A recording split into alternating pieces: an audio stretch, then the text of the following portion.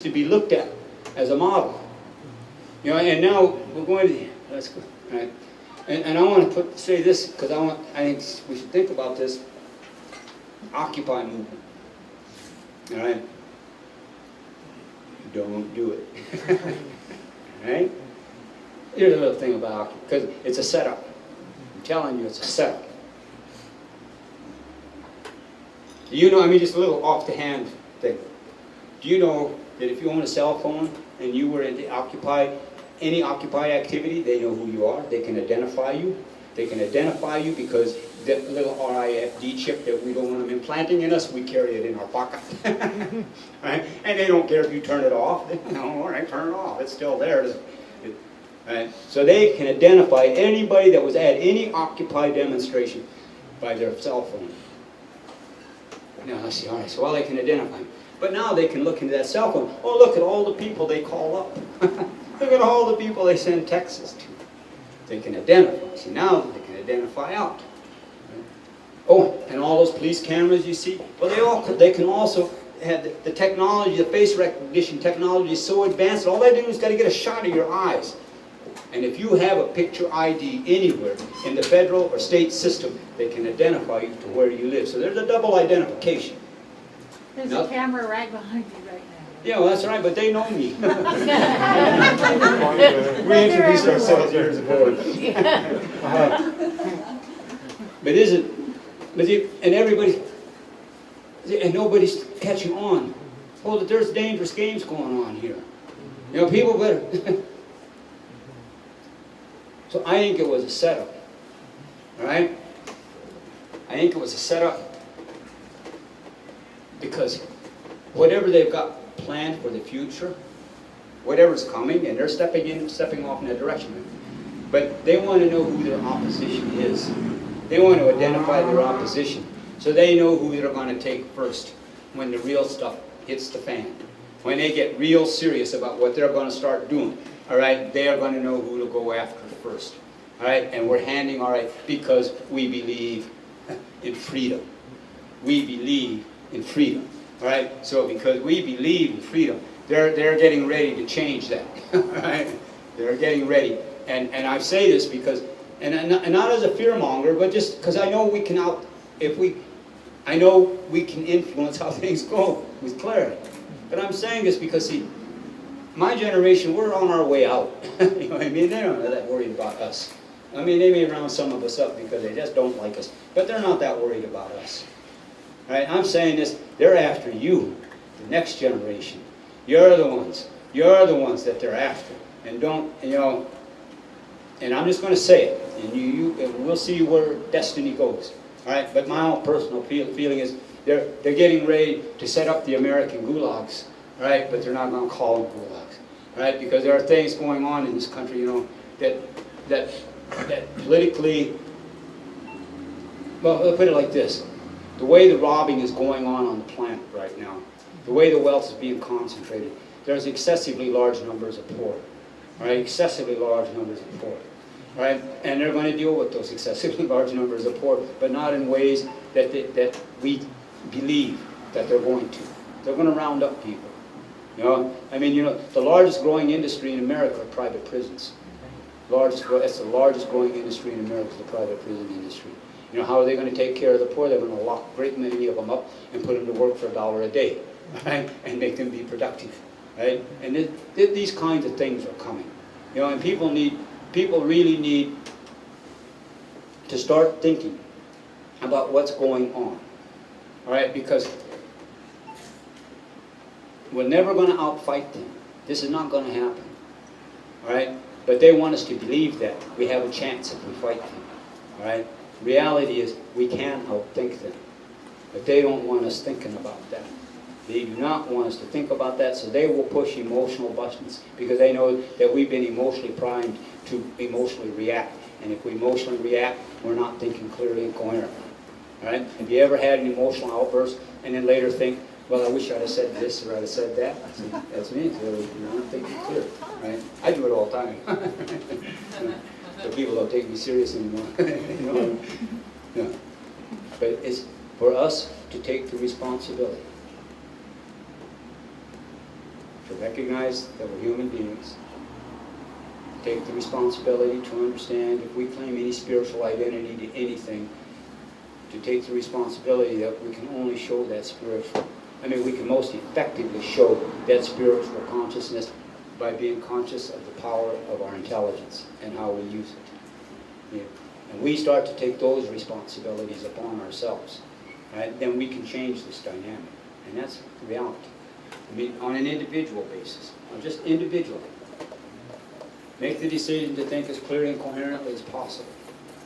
And see how it changes your individual life. Right? Because the thing about when we think, we project electromagnetic energy. Electromagnetic. So if we're tossing low self-esteem, the chaos of low self-esteem in its different fragments as a part of our consciousness, then that's what we're going to attract. If we're putting clarity and coherency out there, then that's what we're going to get back. That's the power of the people they don't want us to understand.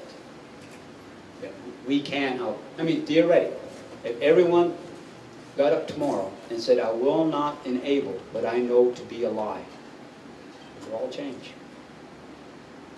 And so that the occupiers don't misunderstand, I'm not picking on anybody, right, or doing any other thing like that, but I do think that this needs to be thought out before we call people out to do stuff, right? And because I'm saying this because, I think that it's time for the next generation, well, our generation, but I think it's time to think in the terms of non-cooperation versus civil disobedience. I think civil disobedience is a trick. I think it's a trick, it's a trap, all right? And it's how they tag us with the magic markers, all right, so that they can identify who we are, right? They have the electronic know-how now to do that. So I think we should be careful. I'm not saying there shouldn't be any public protest, but we should not build whatever it is we're looking for through that, because if we use our intelligence clearly and coherently, we'll see it doesn't work. If we want to be honest and authentic, it doesn't work. So we need to recognize that. Because civil disobedience, whether it's violent or non-violent, whether it's with permission or not, is cooperating with them. Because it's a part of the lie they tell us, that by that public protest we can have an influence. So we're cooperating with them. All right? But we're cooperating with them down to the point of we buy magic markers to make our signs. We buy our little bottles of water. We buy our health food, or we buy our junk food, and then we buy gas, we buy plane tickets, we buy whatever to get to the demonstration. Right? So economically we're cooperating with them. If we do it with permits, we're cooperating. If we do it without permits, they get to come and practice war games on us. All right? Police tactics, so they know how to do crowd control. Right? So it's about non-cooperation. To think in terms of non-cooperation. If everything is designed that when I do this, I'm feeding the energy or economics or something into their system, then it's time to think, how do I not cooperate? It can be from, like as an example, all the time and money that went into the Occupy movement. Everything that's defined as energy, time, money, any of it, that went into the Occupy movement had been put into telling the American people, look, let's get together, this is about economics, let's get together and not spend any money on one day as a unified force, as a unified group. Let's not spend any money on one day. The objective being get 1/3 of the population to do it, and they can't ignore you. Cannot be ignored. Because was not the Occupy movement basically in reality about middle class being made poor? This is reality. All right? So if it's about economics, then think in different terms. But going out there, because if I was the bad guys, I'd have created the Occupy movement just to find you. It's something because they benefited. What did the occupiers get as a benefit out of it, other than the emotional rush of being able to emotionally vent? But when we stand here where we're at now, what was gotten out of it? See, we need to be able to examine and look at our activities, right? But if I go and say this to most places, see, people are going to get on, they're going to get defensive. They're not going to know what I'm saying. But but I'm putting it out there for those that do, and whoever gets it, gets it. But I think non-cooperation. And let's go to another level, because the level that I'm most concerned about on non-cooperation is, I think, an act of non-cooperation is to think for myself. I think a level of non-cooperation is this low self-esteem. Get over that stuff. All right, no. See, I grew up in a generation where self-esteem wasn't even a term, so I have a hard time relating to it. Self-esteem. Right? You know, we didn't talk about self-esteem. You know, they put that in, and then they start programming the next generation. Well, you have low self-esteem. No, man, you're messing with me. That's what the problem is. Oops. So we need to look, all right, like ourselves. Understand there's nothing wrong with us. You know, and the things that are distorted, well, if we recognize rather than judge, we can balance that distortion stuff. To like ourselves, right? To not use pride as our way through. To truly be grateful, right? To truly be grateful for what there is to be grateful for. Don't let them lead us around by our pride. Understand the difference between humility and pride, because humility and pride, they just can't live together. I'm sorry, they can't live together. I come from a spiritual, I still have enough of my spiritual memory left to know that my humility was a danger, all right, to the religious pride. That's why they went after us.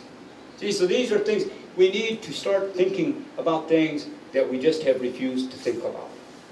You know, and that's just, you know, and about the sexism stuff, I'm going to toss this out there too, you know.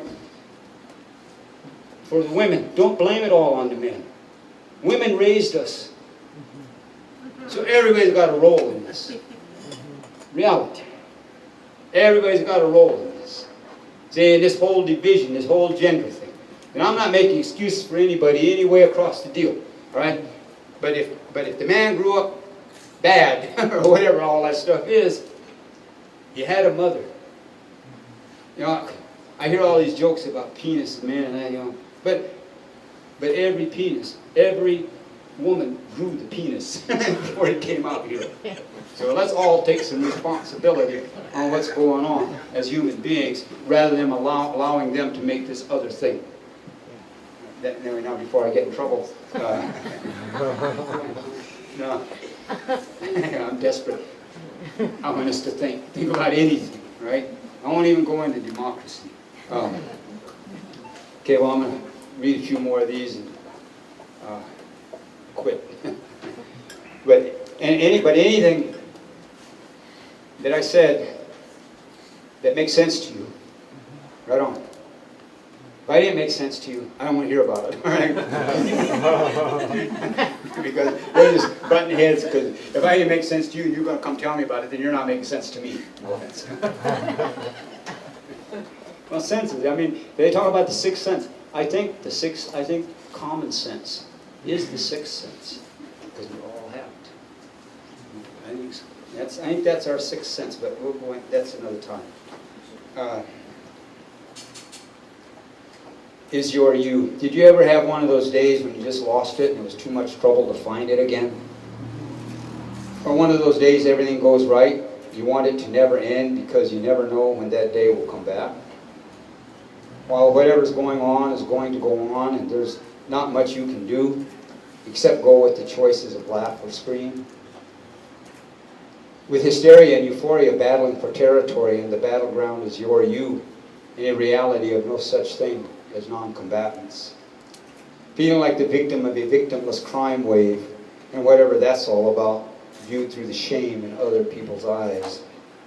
Mixed in what you can't take back, the scenes of a lifetime replayed, asking your lucky stars for some lucky to thank.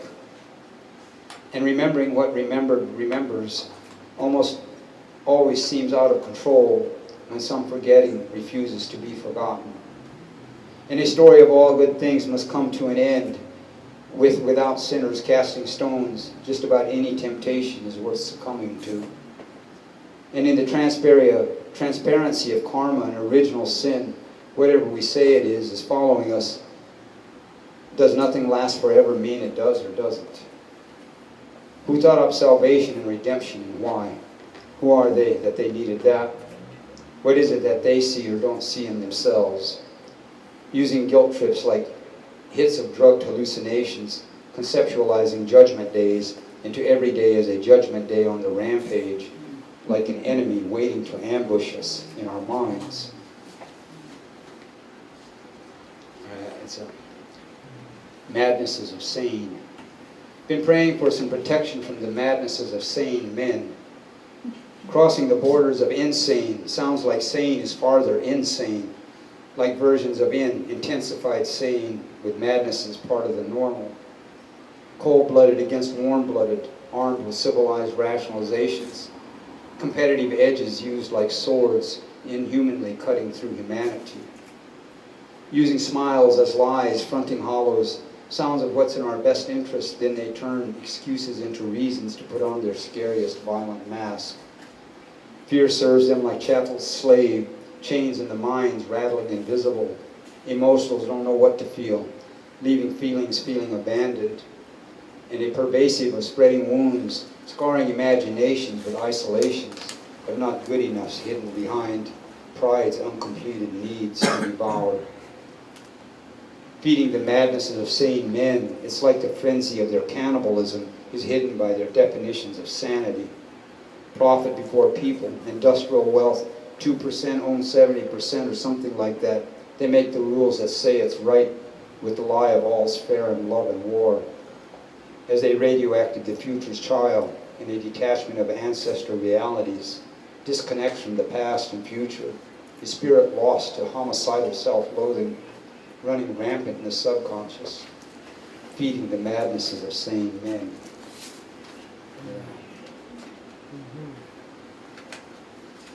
Well, anyway, this is a close with this been given, but I appreciate the energy, right? Because we all brought our own energy here and on it. I like to think when we leave, see, we're energized in a different way. That's what it's all about. And I'm not asking you, I don't want anybody to believe a word I said, right? Because I don't need that, right? But if you think about whatever was said, then that's really what it's all about, right? I'm not trying to get you to like me or not like me. I don't want you following me. Just stay the hell away from behind my back. Bad things can happen. But thank you for paying attention. It's called Been Given. Enjoy your day. Create a way. Sunshine and rain go together, while come and gone play tag with yesterday and tomorrow. In an only forever lasts forever. Forever is here in this moment. What we do with it is up to us and what we think of ourselves. We can carry our light lighter, or we can carry our light heavier. We can smile and or we can cry. We decide which feelings to use. We are how feeling better feels, or what feeling worse can feel. How low down can get needs our cooperation to play. While our birthright of resilience gives us the creativity we need to create positives to stay even with negatives that keep adding. Fuel to the fire, energies to burn, can be used to lighten the darker. See clear, we are our own torches. Everything that's good is still good, and we've been given the gift of life. Anyway, thank you. Thank you.